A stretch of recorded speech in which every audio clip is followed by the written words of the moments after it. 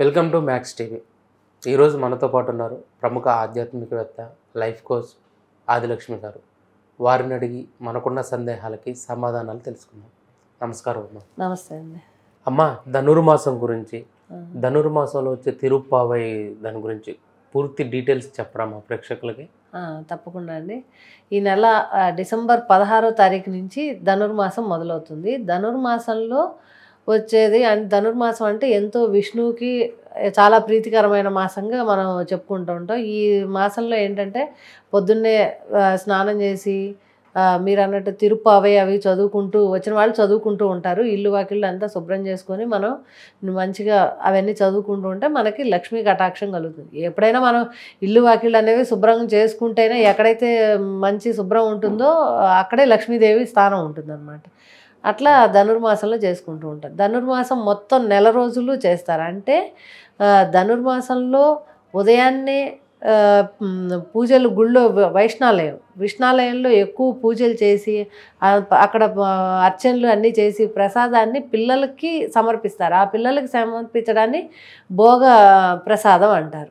ఈ భోగ ప్రసాదం ఏ సమయం దాకా ఉంటుందంటే భోగి వరకు ఉంటుంది. అంటే సూర్యుడు మకర రాశిలో సంక్రమించే ముందు రోజు వరకు ధనుర్మాసం ఉంటుంది. అట్లా దీన్ని ధనుర్మాసం మనం చేసుకుంటాం. సూర్యుడు మకర రాశిలో ప్రవేశించే ముందు రోజు వరకు మనం ధనుర్మాసం చేసుకుంటూ ఉంటాం.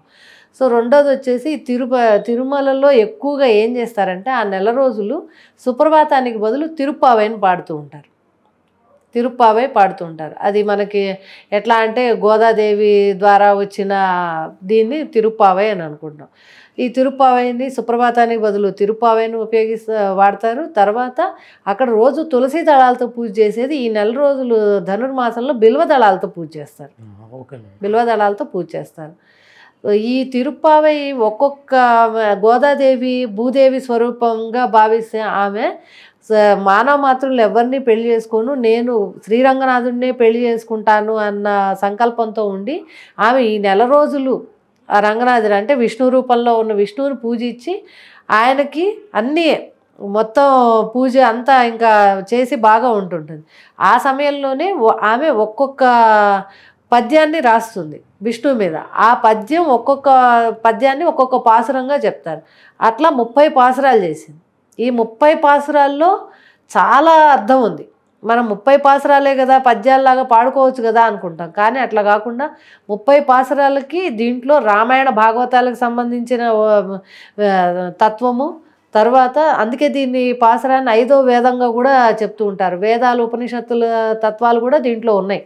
ఆమె అంతగా సేవించి విష్ణువుని చేసిన అప్పుడు విష్ణువు ఆమె భక్తికి మెచ్చుకొని విష్ణు చిత్తుడి కూతురైన గోదాదేవిని శ్రీరంగం రమ్మని చెప్తాడు. ఈమె తండ్రికి ఆ విషయం చెప్తుంది.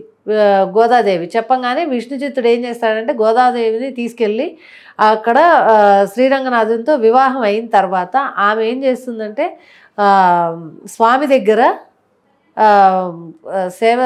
దగ్గర కాళ్ళు పట్టుకొని ఆయన ప్రణవిల్లి అప్పుడు అక్కడే స్వామిలో అంతర్లీనం అయిపోతుంది. అట్లా పాసురాలు ఇవన్నీ వచ్చినాయి అన్నమాట. తద్వారా దాంట్లో ఇప్పుడు మనం ఏంటంటే ఈ సమయంలో పెళ్ళిళ్ళు వివాహాలు అలాంటివి ఏమీ చేసుకోము. ఎందుకంటే రవి ధనస్సులో ప్రవేశించి మకరంలో వెళ్ళేదాకా దీన్ని ధనుర్మాసంగా చెప్పుకుంటుంటాం. ధనస్సు మీనంలో రవి ఉన్నప్పుడు సూర్యుని రాశి అయిన బృహస్పతితో ఉన్నప్పుడు ఉంటాడు. కాబట్టి ఈ సమయంలో మనం వివాహాలు అలాంటివి ఏమీ చేసుకోం, శుభకార్యాలు చేయటానికి పనికిరాదండి. అందుకే మనం గుళ్ళల్లో వెళ్తాము. విష్ణాలయంలో ఎక్కువగా రద్దీగా ఉంటుంది. విష్ణాలయంలో ఎక్కువ విష్ణువుని పూజిస్తూ పూజలు చేస్తూ సూర్య నమస్కారాలు చేసుకుంటూ సూర్యుని ధ్యానిస్తూ విష్ణువుని ధ్యానిస్తూ ఈ మాసం అంతా గడుపుతారు. అందుకే విష్ణాలయంలో మొదటి 15 రోజులు మధుసూదనుగా అంటే కృష్ణావతారంగా చేసి చక్కెర పొంగలి పులగం నైవేద్యం పెడతారు. తర్వాత 15 రోజులు దద్దోజనాన్ని నైవేద్యంగా సమర్పిస్తూ ఉంటారు ఈ మాసంలో. చాలా చక్కగా చెప్పారమ్మా. థ్యాంక్ యూ అండి.